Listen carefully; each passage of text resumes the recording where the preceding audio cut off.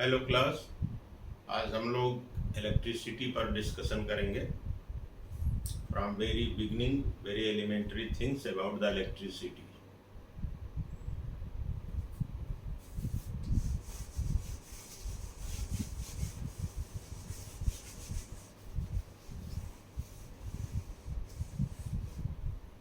Electricity पर बात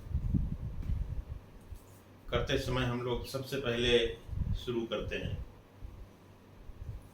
जो कॉमन एक्सपीरियंस है, हर एक आदमी अनुभव करता है कि ये कंघी जिससे बाल झाड़ते हैं, सूखे बाल में कंघी करने के बाद ये उस कंघी को छोटे छोटे कागज के टुकड़ों के पास ले जाते हैं तो देखते हैं कागज के टुकड़े कंघी में चिपक जाते हैं। If we rub the comb in the dry hair and take it near the small bits of papers, then the comb attracts the papers. So what happens?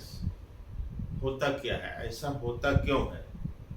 यदि हम कंघी को बिना बाल में रगड़े हुए ले जाते हैं तो हम देखते हैं वो कागज के टुकड़ों को अट्रैक्ट नहीं करता है। तो उस रगड़ने से होता क्या है? होता ये है कि कुछ चार्ज, विद्युत आवेश, इलेक्ट्रिक चार्ज उस पर आ जाते हैं कंघी पर, और वो चार्ज अट्रैक्शन का कारण बनते हैं। एक स्मॉल बिट्स ऑफ पेपर पर, पेपर के छोटे छोटे महीन महीन टुकड़ों पर एक बल आरोपित करते हैं। उस बल से, उस फोर्स से वो टुकड़े उसमें चिपक जाते हैं, कंघी में चिपक जाते हैं। तो ऐसा होता क्यों है? इसके पीछे क्या सिद्धांत है, क्या थ्योरी है? थ्योरी ये है कि सभी पदार्थ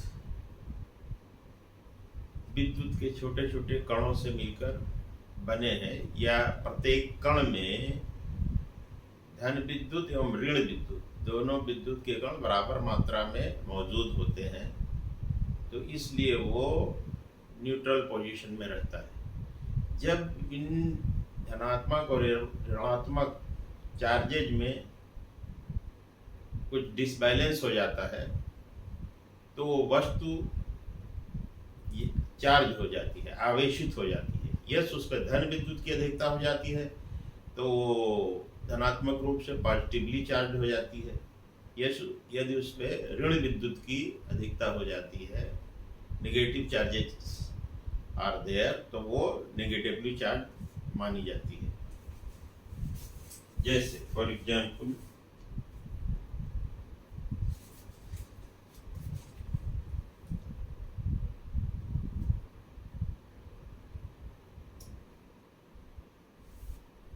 और दूसरा ये देखा गया है कि एक ग्लास रॉड को रब किया जाता है सिल्क क्लॉथ से, तो ग्लास की रॉड आवेशित हो जाती है, चार्ज हो जाती है।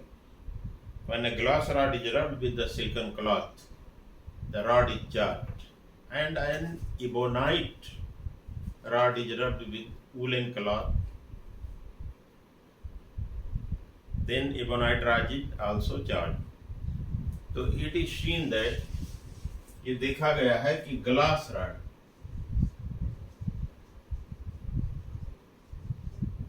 रॉड को जब सिल्क से रगड़ा जाता है, रब किया जाता है, तो positive charge on the rod positively charge हो जाती है। और जब एबोनाइट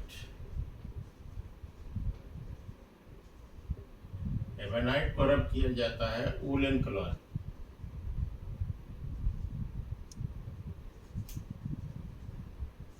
तो ये रॉड जो है निगेटिवली चार्ज हो जाती है, negative charge on the rod.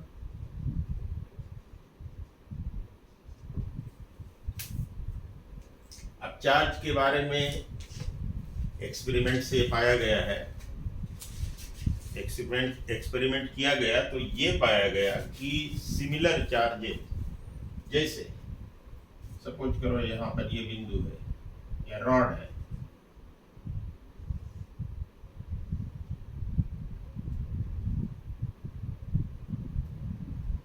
इस पे पॉजिटिव चार्ज है, और एक दूसरी रॉड है,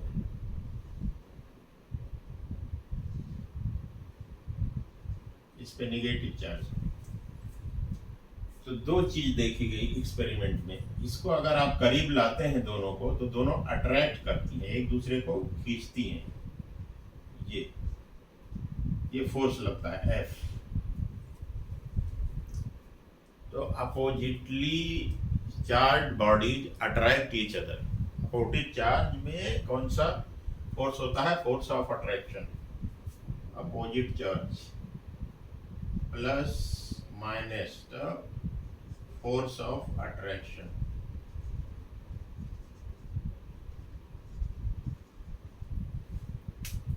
Opposite charge and similar charge जैसे प्लस प्लस या माइनस माइनस, तो they repel each other. Repulsion force के बीच में लगता है।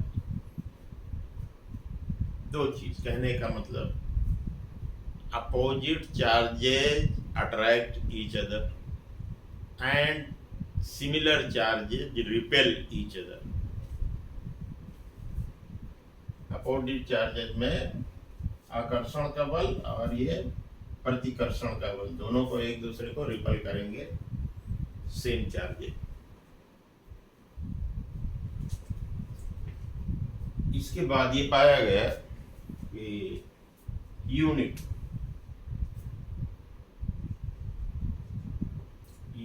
ऑफ इलेक्ट्रिक चार्ज, धीरे धीरे आगे बढ़ते हैं।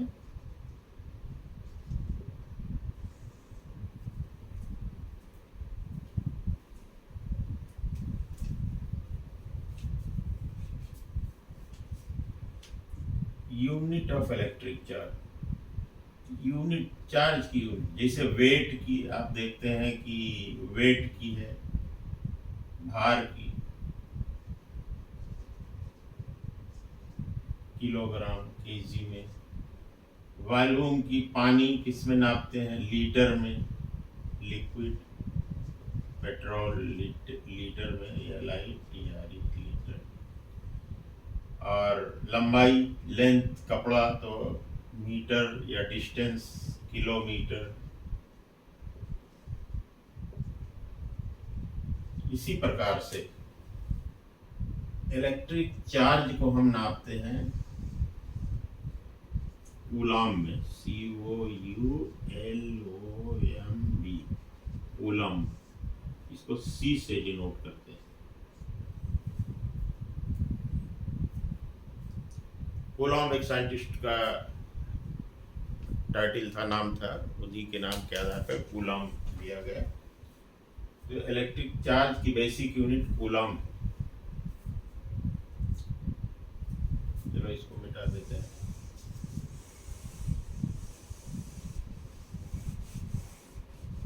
तो हम लोगों ने हल्का सा इसको रिव्यू कर लेते हैं, फिर जहां से चले थे। हमारे डिस्कशन में हम लोगों ने शुरू किया था कि सभी मटेरियल न्यूट्रल होते हैं in normal course. Each and every material is formed with positive and negative particles. For example, जो सबसे छोटी यूनिट है परमाणु, पदार्थ की, अणु फिर परमाणु, सबसे छोटी यूनिट परमाणु है। उसके न्यूक्लियस में सबसे अंदर, यहाँ पे ये सब प्लस प्लस होते हैं, न्यूट्रॉन प्रोटॉन होते हैं, ये प्लस होता है। सबसे अंदर इन बिटवीन प्लस प्लस ये प्रोटॉन होता है। और उसके बाद जो यहाँ ऑर्बिट्स होती हैं, इसके चारों तरफ ये 5 प्रोटॉन है, तो यहाँ 5 इलेक्ट्रॉन। ये इलेक्ट्रॉन ये निगेटिव होते हैं, नेगेटिव चार्जेज, इक्वल चार्जेज होते हैं। ये P है प्रोटॉन्स और इसके बाहर कक्षा में जो है इलेक्ट्रॉन्स नेगेटिव,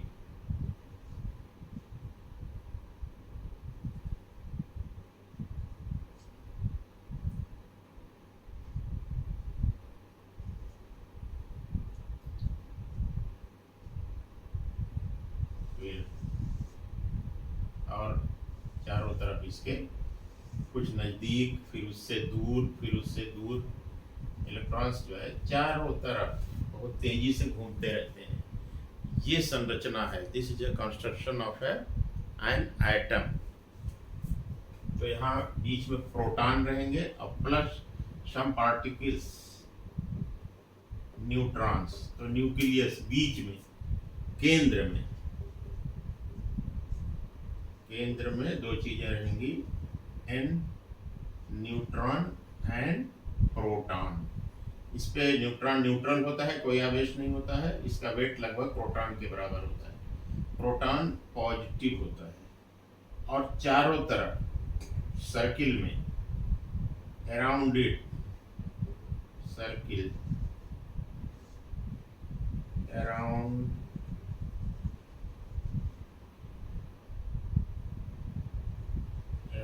the nucleus,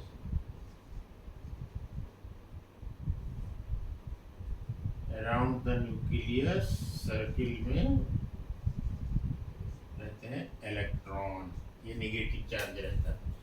तो होता क्या है, मटेरियल में इलेक्ट्रॉन और प्रोटॉन बराबर मात्रा में रहते हैं इन नॉर्मल को, तो मटेरियल न्यूट्रल कहलाता है।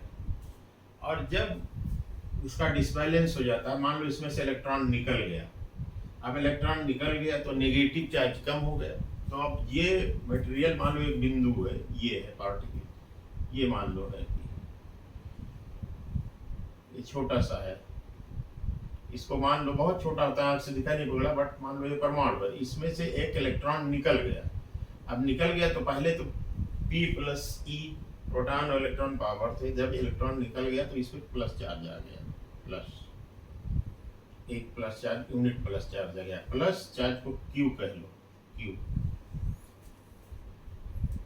कूलॉम। तो Q चार्ज आ गया।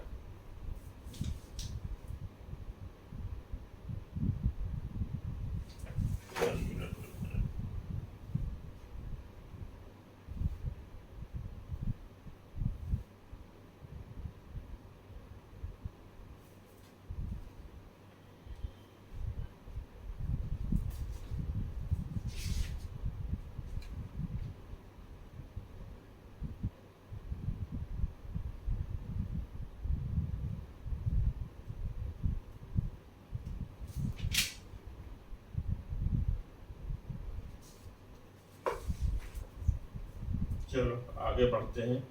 तो ये यूनिट कूलॉम, यहाँ से चले थे कि मटेरियल में प्लस और माइनस चार्ज बराबर होते हैं, और जब we rub the comb with the dry air तो some electrons are transferred. Proton नहीं ट्रांसफर होते हैं, proton are very closely packed और so they have a fix construction. All the protons are attached to each other formally, और electrons are moving around. So transfer होते हैं electrons, negatively charged particles transfer होते हैं। तो कहीं से अगर आ जाता है एक्स्ट्रा तो वहाँ पर माइनस चार्ज हो जाता है, और ये अगर चला जाता है उससे, उस मटेरियल से, उस एटम से, तो वहाँ पॉजिटिव चार्ज हो जाता है। ट्रांसफर इलेक्ट्रॉन्स ही होते हैं।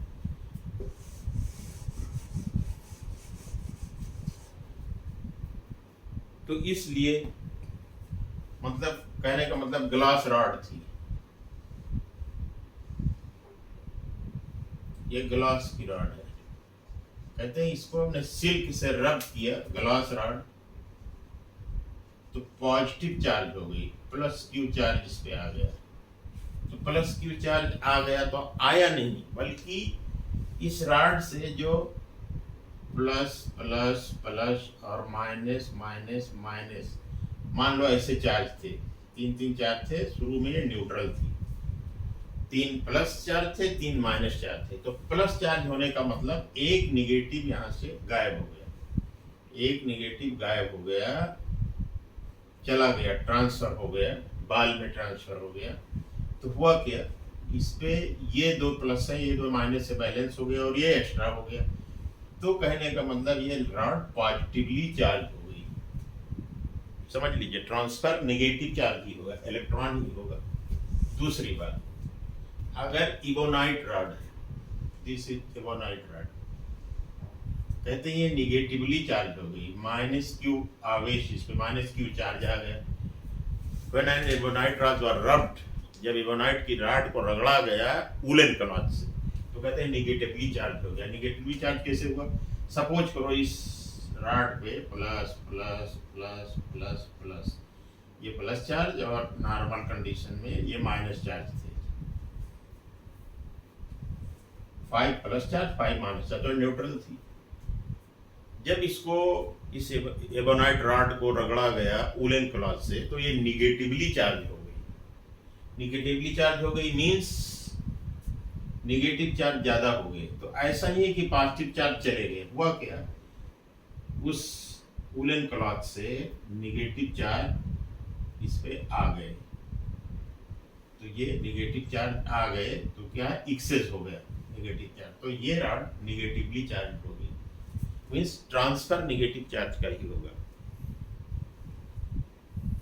तो ये इबोनाइट रॉड थी, ये याद कर लो, जिसे प्लस और माइनस में कंफ्यूजन रहे। ग्लास पे आता है पॉजिटिव चार्ज और ये निगेटिव चार्ज होती है, रगड़ने से पॉजिटिवली चार्ज हो जाती है, निगेटिवली चार्ज हो जाती है।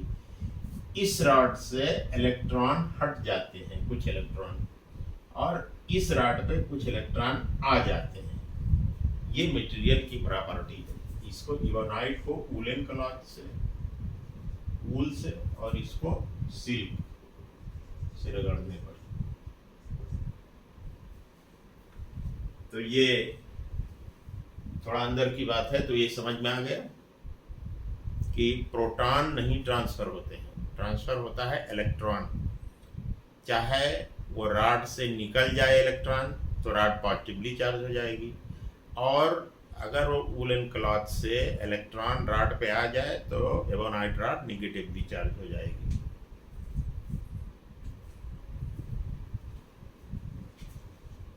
ओके, अब ये बेस है, यहाँ से थोड़ा समझ लीजिए तो सब कुछ आसान हो जाएगा।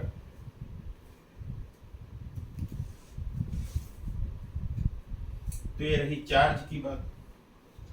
अब चार्ज की यूनिट ऑफ चार्ज था, यहाँ तक हम लोग पहुंचे थे, ये हमने थोड़ा रिव्यू कर दिया कि समझ में आ जाए, और बेस मजबूत होना ही चाहिए। Unit of charge, electric charge, charge हम कहेंगे तो electric charge, charge unit of charge, basic unit है सी, इसको हम कहते हैं कूलॉम, COULOMB, कूलॉम। अब देखिए, एक इलेक्ट्रॉन पे कितना चार्ज होता है ये हम जानते हैं। Electron E minus, electron, proton, neutron. Atom में तीन चीज, इलेक्ट्रॉन, प्रोटॉन, न्यूट्रॉन। इस पे नेगेटिव चार्ज, इस पे पॉजिटिव चार्ज, इस पे जीरो चार्ज, न्यूट्रॉन। तो एक इलेक्ट्रॉन पे चार्ज होता है, चार्ज ऑन वन इलेक्ट्रॉन।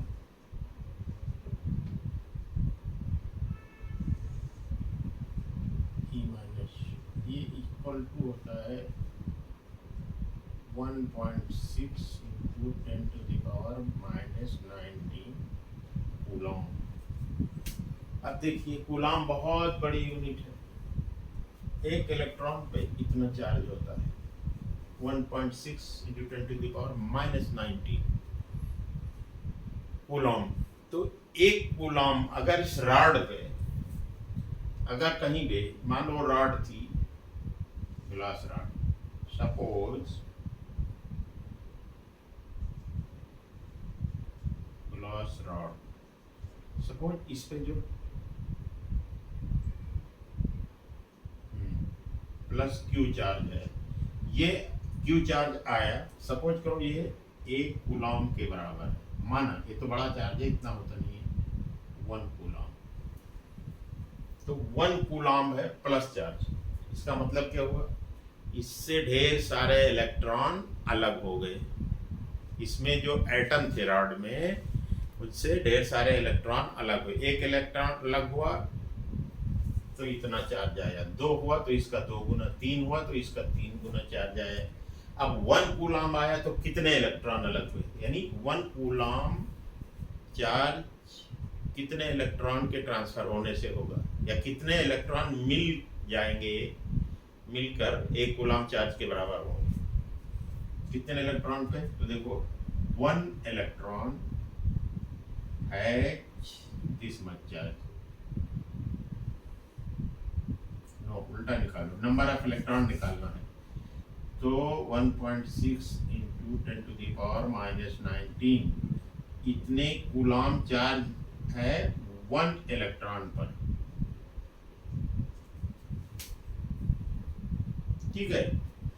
इतने कूलम चार्ज है 1 इलेक्ट्रॉन पर, तो वो 1 कूलम चार्ज होगा 1 upon 1.6 into 10 to the power minus 19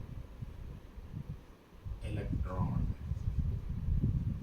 इतने इलेक्ट्रॉन पे 1 कूलम चार्ज कितने इलेक्ट्रॉन पे होगा, ये हो जाएगा, इसको आप सॉल्व करिए तो ये 10 टू द पावर 19 ऊपर जाएगा, तो इसको आप यहाँ 10 ले लीजिए, 1/1.6 into 10 to the power plus 19, यानी यह केवल 19 रहे, इतने इलेक्ट्रॉन हुए।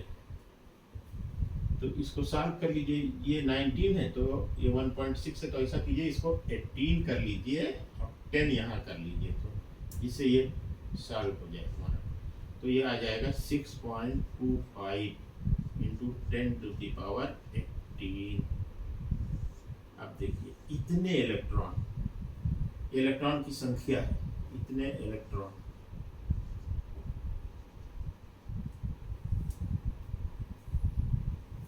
इतने इलेक्ट्रॉन पर 1 कूलम चार्ज होगा।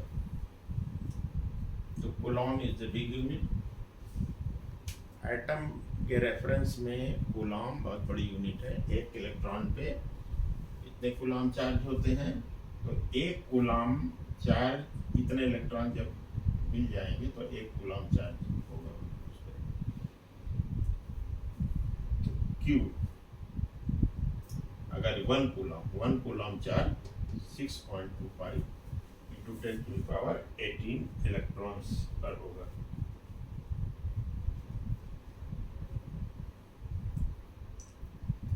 अब बात कर लेते हैं, ये तो चार्ज है। अच्छा, होता क्या है, ट्रांसफर ऑफ चार्ज। जब चार्ज फ्लो होता है, ट्रांसफर होता है, तो डेफिनेशन ही यही है विद्युत की, इलेक्ट्रिसिटी की डेफिनेशन है, flow of charge is called electricity. Charge ऐसे रखा है, कुछ नहीं हो रहा है, मूव नहीं कर रहा है, तो कुछ नहीं है। जैसे पानी है, भरा हुआ है, बांध बना हुआ है, तालाब, बांध के अंदर पानी भरा हुआ है, या आपकी टंकी में पानी भरा हुआ है, तो धारा, करंट नहीं है। जब वो पानी फ्लो करेगा तो हम क्या कहेंगे, दिस इज वाटर करंट। तो ऐसे चार्ज है, बट व्हेन चार्ज फ्लोज, तो flow of charge is called current. Electric current किसको कहेंगे। थोड़ा आगे बढ़ते हैं, आगे बढ़ते जाते हैं, ये तो बहुत बेसिक है विद्युत के बारे में। Flow of charge, flow of electric charge.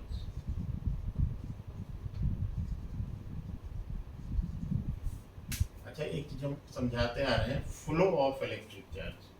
तो इलेक्ट्रिक चार्ज में कौन सा चार्ज फ्लो करता है, प्रोटॉन की इलेक्ट्रॉन। इलेक्ट्रॉन, इलेक्ट्रॉन का ही मूवमेंट होता है। तो flow of charge is called electric current, ELECTRIC, electric current.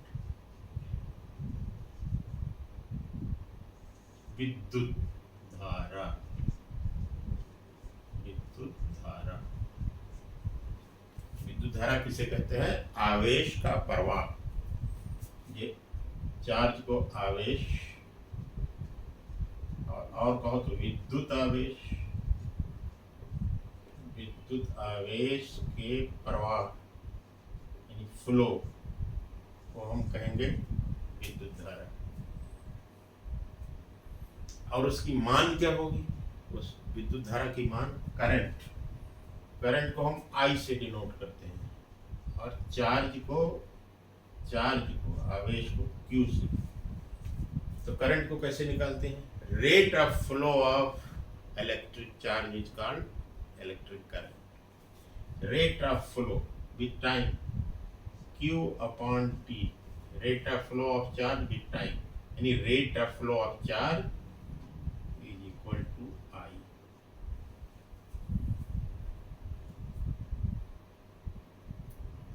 और I की यूनिट, चार्ज की यूनिट आप जानते हैं कूलॉम, इसकी यूनिट T की समय सेकेंड, इसकी I को एम्पियर कहते हैं।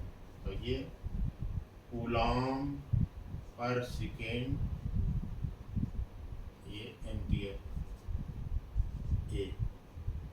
AMPERE, एम्पियर, इसको नोट करते हैं A से। करंट, करंट की यूनिट एम्पियर।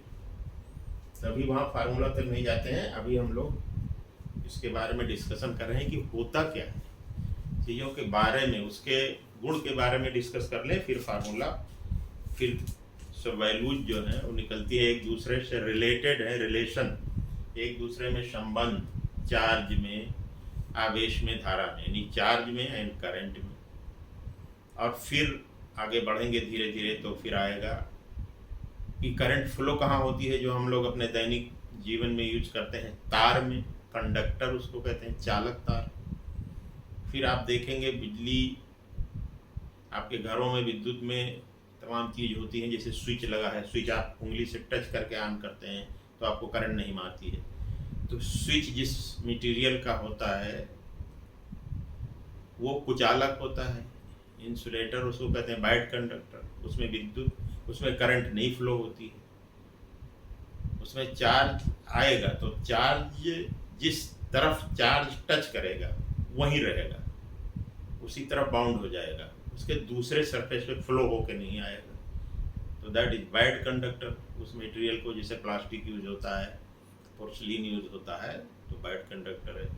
और गुड कंडक्टर में, जैसे आजकल ज़्यादातर वायर एल्युमिनियम के, कापर के, सिल्वर, एल्युमिनियम, कापर, तो सिल्वर तो महंगा है, तो एल्युमिनियम और कापर विद्युत के मामले में ये गुड कंडक्टर होते हैं। तो अभी धीरे धीरे आगे बढ़ते हैं।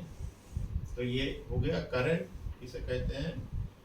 चार्ज जब फ्लो करता है, जैसे पानी जब बहता है तो उसको धारा कहते हैं। ठीक है, बहुत धीरे धीरे बढ़ते हैं तो आप समझ में नहीं आएगा। अब एक चीज जान गए कि कितने इलेक्ट्रॉन होंगे 1 कूलॉम में? 6.25 इंटू 10⁻18 इलेक्ट्रॉन्स पर इकट्ठा चार्ज होगा 1 कूलॉम।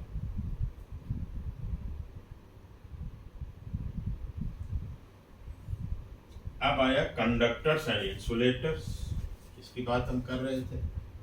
कंडक्टर, ये सब नए नए शब्द हैं साइंस में। और इंसुलेटर या वाइट कंडक्टर, इंसुलेटर, चलो थोड़ा सा भी अंतर समझाते हैं। इंसुलेटर जिसमें से बिल्कुल विद्युत का प्रवाह नहीं होता है, और गुड कंडक्टर और white conductor, insulator are worst conductors या नो कंडक्टर्स, इंसुलेटर्स। अब कंडक्टर कहते हैं, हिंदी में आप कहते हैं चालक तार, चालक, सुचालक या चालक, और ये कुचालक, इंसुलेटर। चलो इसकी बात करते हैं। कंडक्टर ये वो मटेरियल है जिससे विद्युत आराम से प्रवाहित होती है, उसमें विद्युत धारा बहती है।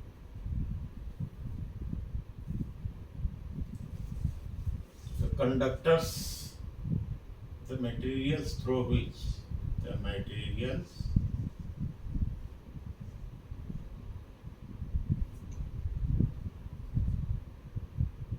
through which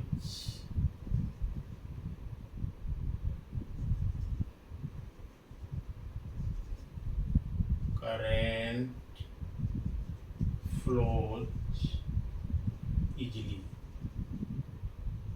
मतलब they don't resist the current to flow, they create minimum बाधा, minimum resistance in the path of current। यानी जब चार्ज फ्लो होता है तो ये चार्ज को इजीली फ्लो होने देते हैं, ऑब्स्टेकल नहीं बनते हैं, बैरियर नहीं बनते हैं, बाधा नहीं बनते हैं, प्रतिबाधा रेजिस्टेंस रेजिस्ट नहीं करते हैं, विरोध नहीं करते हैं। तो the materials through which current flows easily are called conductors.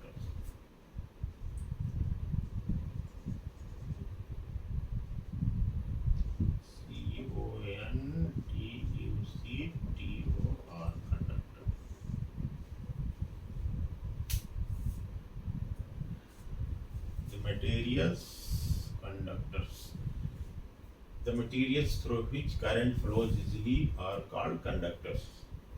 कौन कौन से मटेरियल आप बता सकते हैं, बताइए,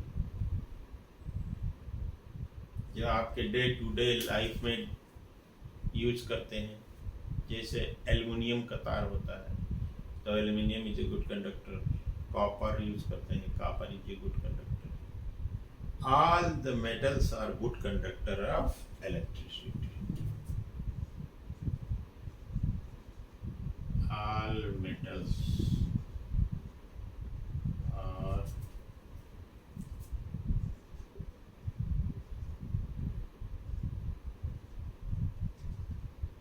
good conductors of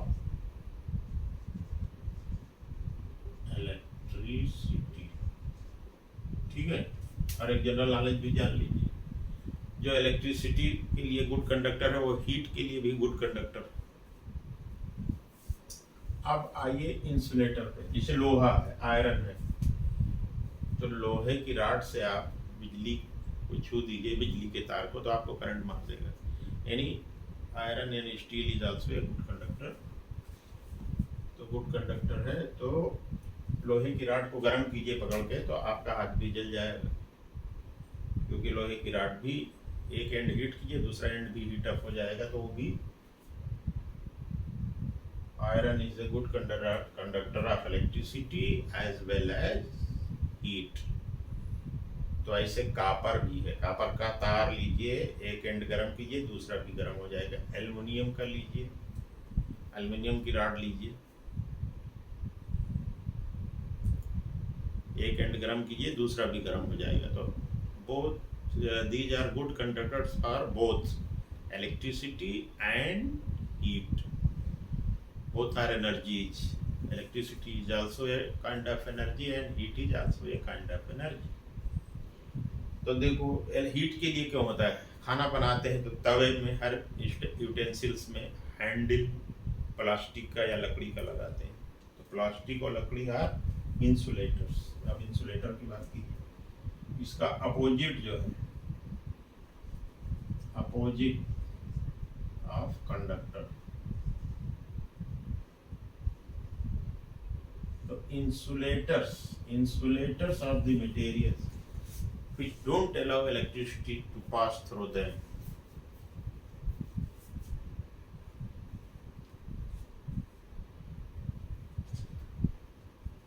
Those substances through which electricity cannot flow। Insulator, ये तो कंडक्टर की बात हो गई यहाँ पर।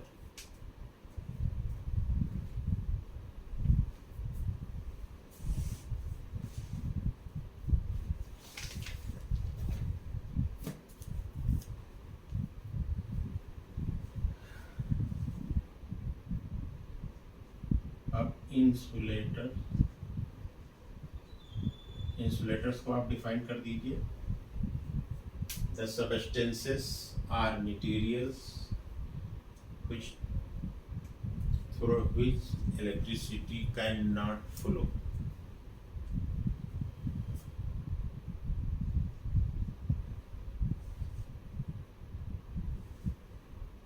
सेम लिख लीजिए, the materials through which through which electricity या current, electric current, electric electric current cannot flow.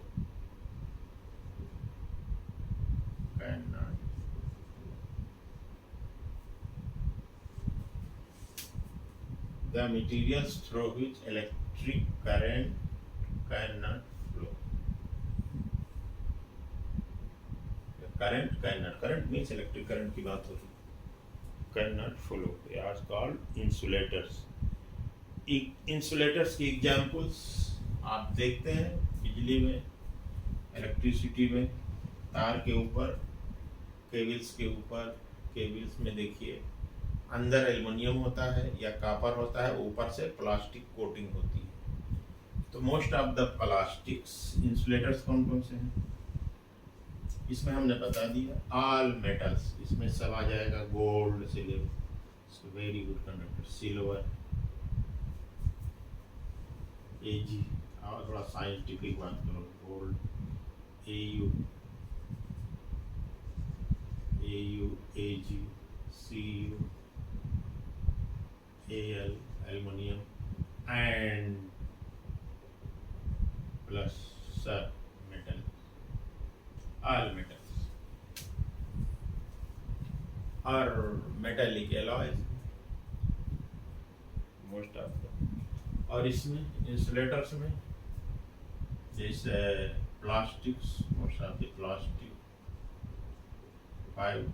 Plastic की मेटल फाइबर भी प्लास्टिक की है। Dry would,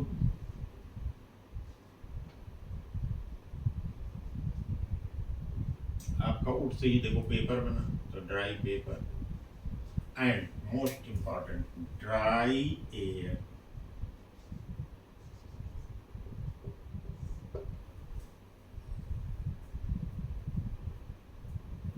Dry air is insulator। और वाटर में मिनरल्स मिले होते हैं, तो वो भी मिनरल के कारण, due to minerals the water is conductor, मारेगा करंट आपको। तो मेन है ये, हम बात कर रहे हैं प्लास्टिक्स, ड्राई वुड, पेपर और dry air and cotton, dry cotton, सब जो है इंसुलेटर्स हैं। They are very bad conductors.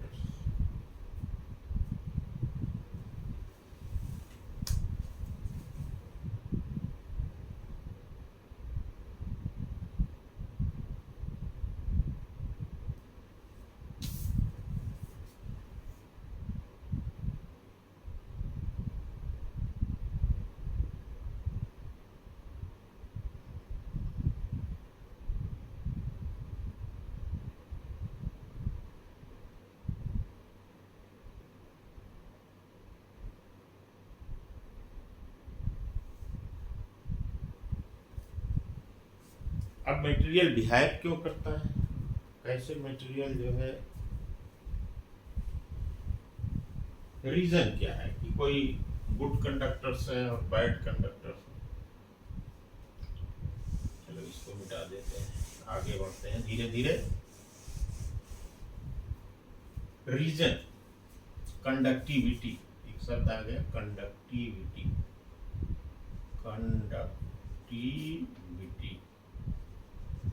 Conductivity property हो गई। अगर कंडक्टिविटी मटेरियल की अच्छी है मतलब गुड कंडक्टर, हाई कंडक्टिविटी है। तो कंडक्टिविटी का कारण क्या है, गुड कंडक्टर्स होने का रीजन क्या है, कंडक्टर और इंसुलेटर बनने का रीजन क्या है। कंडक्टर जो मटेरियल है, जो सबस्टेंस हैं, जैसे एल्युमिनियम, हम उसी की बात करते हैं जो हम डे टू डे यूज करते हैं, एल्युमिनियम एंड कॉपर, और भी सभी मेटल है। तो उसमें होता क्या है, जो मेटल्स में जितने एटम्स होते हैं, उन एटम्स में जो सबसे बाद में आउटर ऑर्बिट जो सर्किल होता है, बताया मैंने ना, बीच में न्यूट्रॉन एंड प्रोटॉन बीच में न्यूक्लियस में होते हैं, और इलेक्ट्रॉन इसके चारों तरफ ये ऑर्बिट होता है, फर्स्ट ऑर्बिट, सेकेंड ऑर्बिट और थर्ड ऑर्बिट, गोल गोल चारों तरफ इलेक्ट्रॉन्स घूमते रहते हैं। इसमें इलेक्ट्रॉन होते हैं, दूसरे में 8 इलेक्ट्रॉन होते हैं,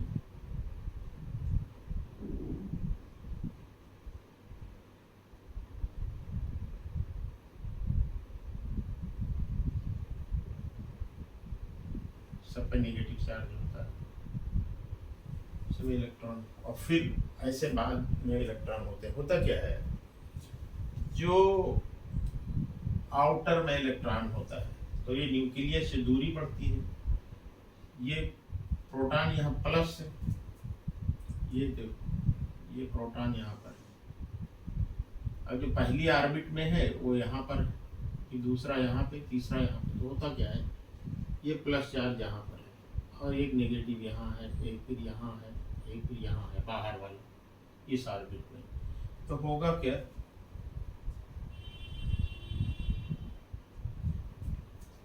ये नेगेटिव इलेक्ट्रॉन है यहाँ पर, यहाँ इलेक्ट्रॉन है इसमें, यहाँ ये दूरी है, ये देखो यहाँ है तो ये इतनी दूर यहाँ पर है, फिर इतनी दूर यहाँ पर, यहाँ होगा इलेक्ट्रॉन, इसमें घूमता रहता है, तो यहाँ होगा इलेक्ट्रॉन, यहाँ होगा, यहाँ होगा, तो इसकी दूरी बढ़ती जाती है। तो जब प्लस और माइनस चार्ज, इस पे माइनस चार्ज है, तो जब इसकी डिस्टेंस ज़्यादा हो जाएगी यहाँ पे, इस वाले पे,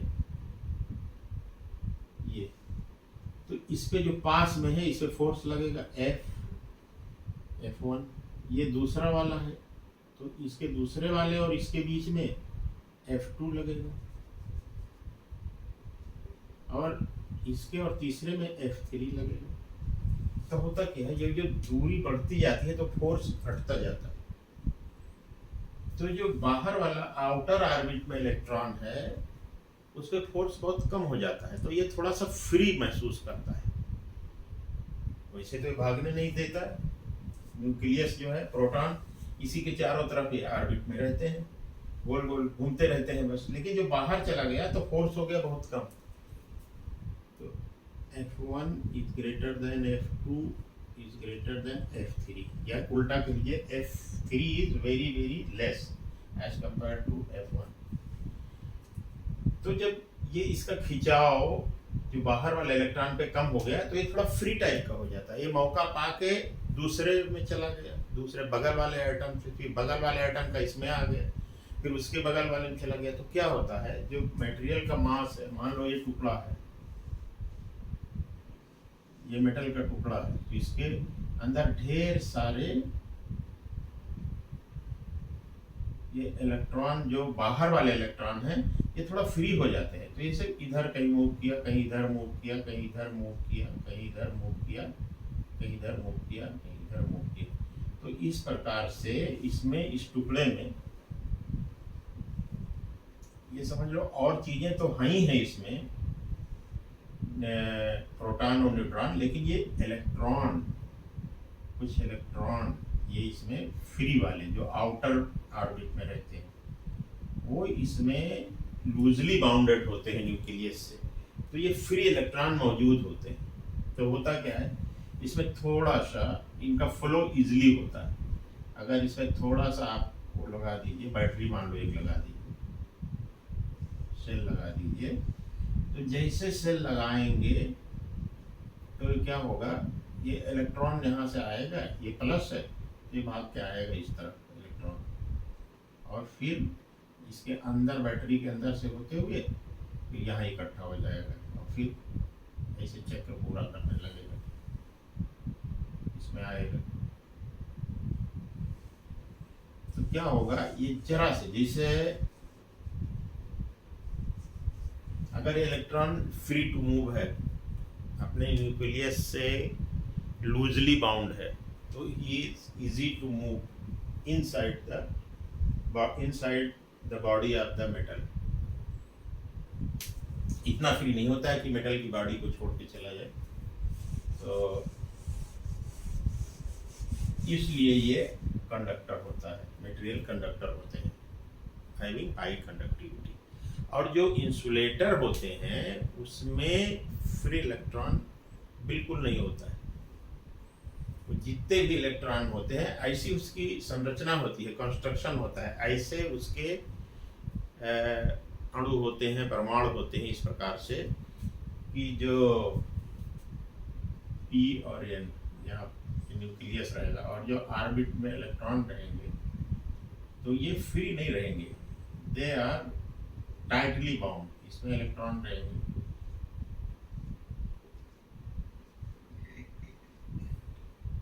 तो ये P और E उनके बीच में ये फोर्स, ये इधर खींचे चले आएंगे, खींचेगा इलेक्ट्रॉन को। और ये ढेर सारे P हैं यहाँ पे न्यूक्लियस में, सभी P इकट्ठा रहते हैं। तो ये प्लस चार्ज का भंडार है, ये प्लस चार्ज, कई प्लस चार्ज ढेर सारे न्यूक्लियस में होते हैं और इलेक्ट्रॉन यहाँ पर है। तो इधर एक फोर्स, स्ट्रॉन्ग फोर्स लगता है। और ये कहने का मतलब उसके कंडक्टर जो मटेरियल कंडक्टर्स हैं उनसे डिफरेंट इसके कंस्ट्रक्शन होता है इनके एटम का। तो फ्री इलेक्ट्रॉन इसमें नहीं होता है।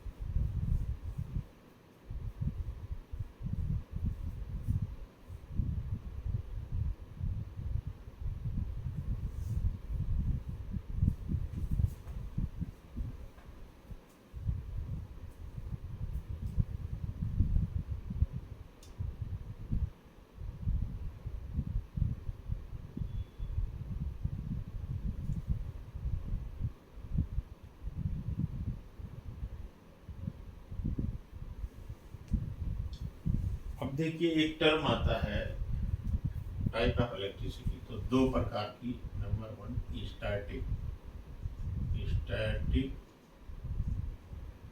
इलेक्ट्रिसिटी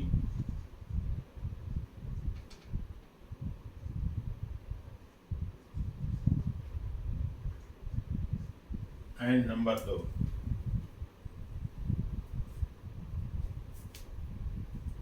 स्टैटिक, स्थिर, नॉन मोशन, नो मोशन, और करंट।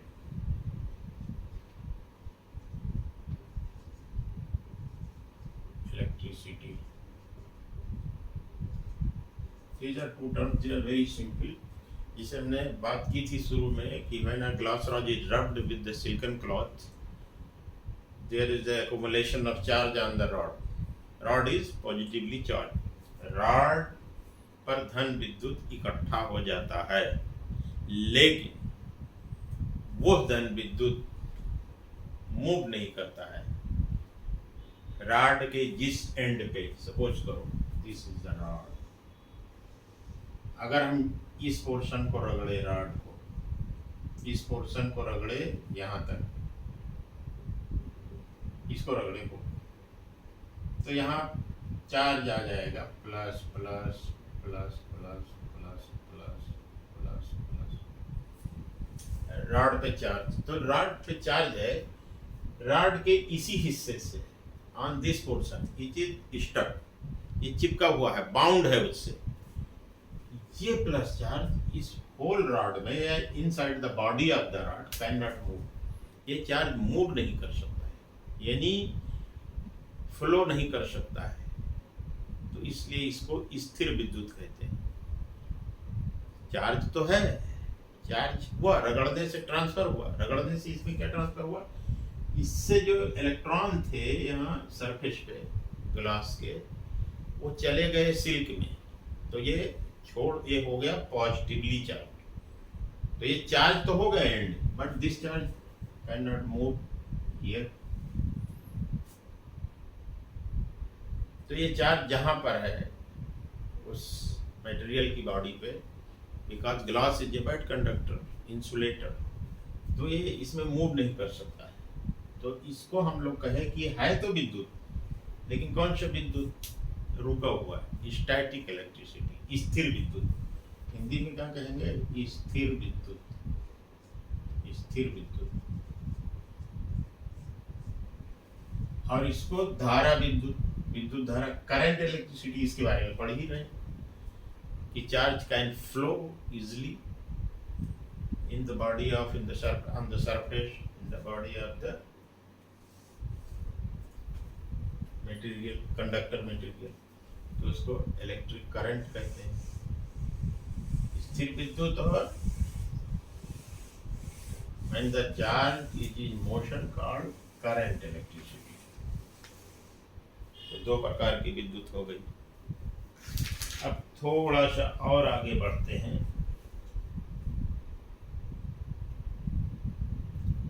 जब चार्ज मोशन में आता है तभी तो करंट प्रोड्यूस होती है, तो इसलिए उसको करंट इलेक्ट्रिसिटी कहते हैं।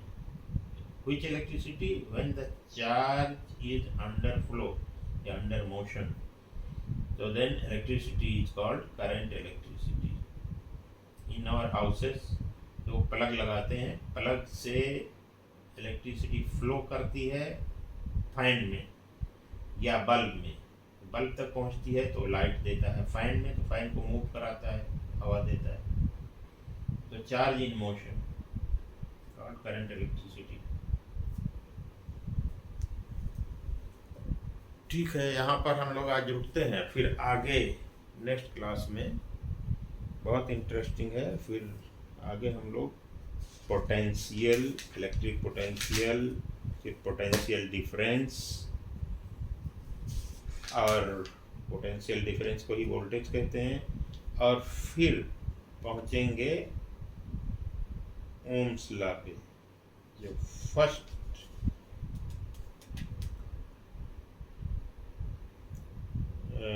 फार्मूला आया था इलेक्ट्रिसिटी का, दैट इज मोस्ट इम्पॉर्टेंट, जो बड़े से बड़े खोज में आज भी प्रयोग होता है कि तार है, जिसे एल्युमिनियम का तार है या कॉपर का तार है, लंबा सा तार है, तो उसमें हम पोटेंशियल डिफरेंस अप्लाई करते हैं।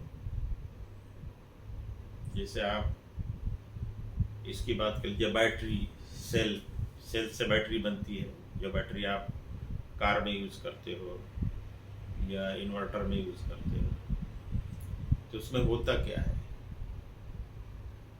उसमें एक फोर्स होता है जो इसको मूव कराता है, इलेक्ट्रॉन को, चार्ज को मोशन देता है। तो जब चार्ज कम्स इन मोशन, तो means electric current start flowing, और वो इलेक्ट्रिक करंट में और उस वोल्टेज में, और जो तार का रेजिस्टेंस, कंडक्टर का रेजिस्टेंस आर, इन सब के बीच में ओम्स ने एक रिलेशन निकाला था, एक्सपेरिमेंट किया था, उसके बारे में हम लोग डिस्कस करेंगे। तो नेक्स्ट क्लास में थोड़ा पढ़ लीजिएगा तो अच्छे से समझ में आएगा। पोटेंशियल डिफरेंस, रेजिस्टेंस, आज चीज़ों के बारे में बात करेंगे। Okay, thank you, this is for today. आज के लिए इतना ही।